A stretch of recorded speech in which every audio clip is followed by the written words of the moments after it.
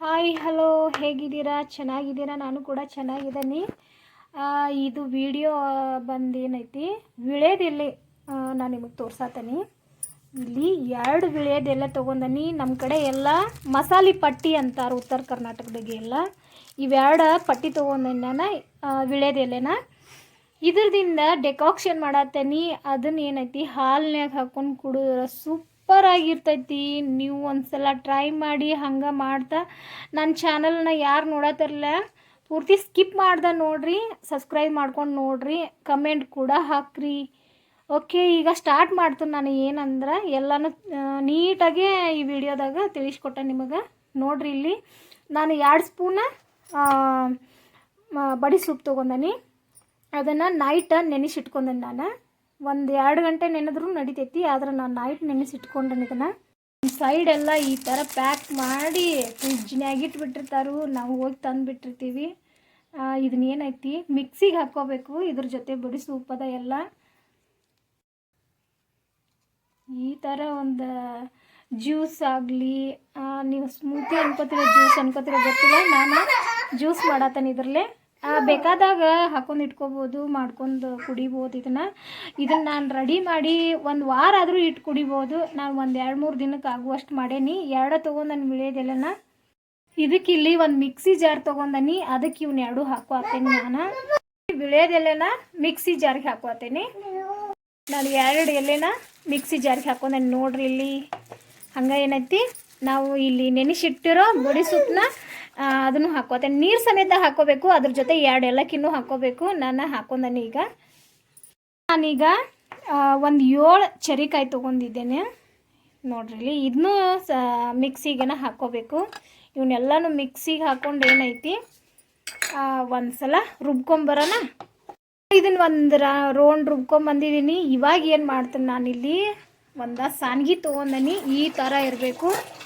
ಒಂದು ಬೌಲ್ ತೊಗೊಂಡನಿ. ಇದನ್ನ ಸೋಸ್ ತಗೋಬೇಕು. ಈ ಥರ ಜಾರಿಗೆ ಹಾಕ್ಕೊಂಡು ಸೋಸ್ ತಗೊಬೇಕು. ಯಾವ ಥರ ಮಾಡೋದಂತ ಎಷ್ಟು ಚೆನ್ನಾಗಿ ಇವಾಗ ಆಗೈತೆ ನೋಡಿ ಫ್ರೆಂಡ್ಸ್. ಇದನ್ನೆಲ್ಲ ಈ ಥರ ಮಾಡಿ ತಕ್ಕೊಂಡೇನಿ ನಾನು. ಇದೊಂದು ರೆಸಿಪಿನ ಹೇಳ್ಬೇಕಂದ್ರೆ ನಮ್ಮ ಉತ್ತರ ಕರ್ನಾಟಕದ ಇಲ್ಲೆಲ್ಲ ನಾವೇನು ಈ ಥರ ಮಾಡಲ್ಲ.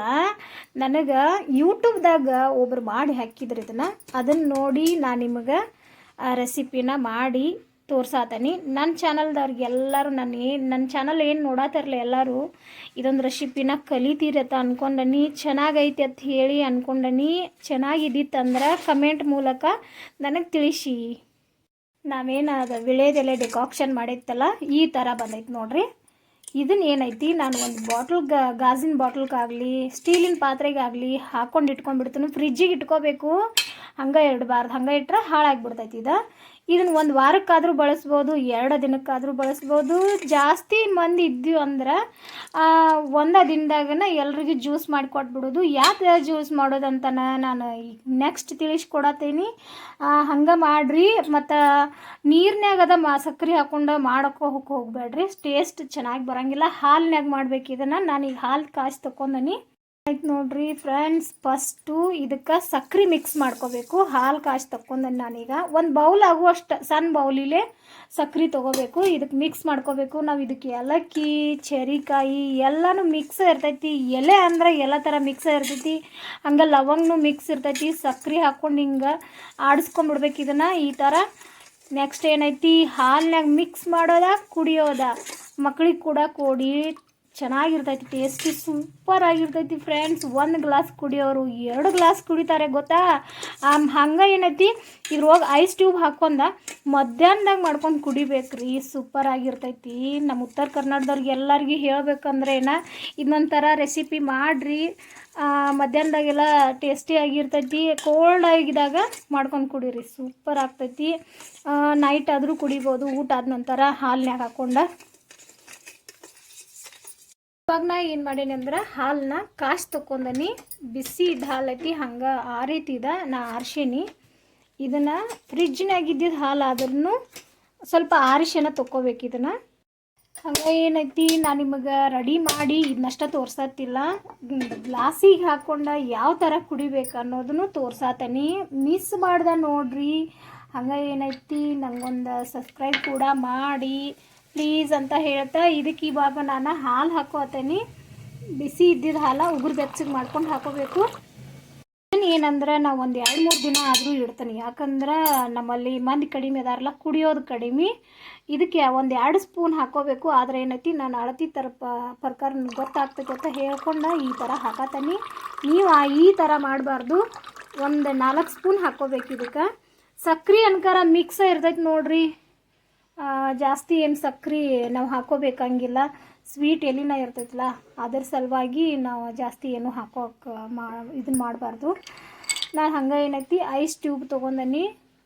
ಇದು ಬ್ಯಾಸಿಗೆ ಟೈಮ್ದಾಗ ಐಸ್ ಟ್ಯೂಬ್ ಯೂಸ್ ಮಾಡ್ಬೋದು, ಕೋಲ್ಡ್ ಇದು ಟೈಮ್ದಾಗ ಇಲ್ಲ ಅಂದ್ರೆ ನಿಮಗೆ ಕೋಲ್ಡ್ ಆಗಿಬಿಡ್ತೈತೆ ಅಂತಲೇ ಹೇಳ್ಬೋದು. ಇಲ್ಲಿ ಇನ್ನೊಂದು ಸ್ವಲ್ಪ ಹಾಲು ಹಾಕೋತೀನಿ.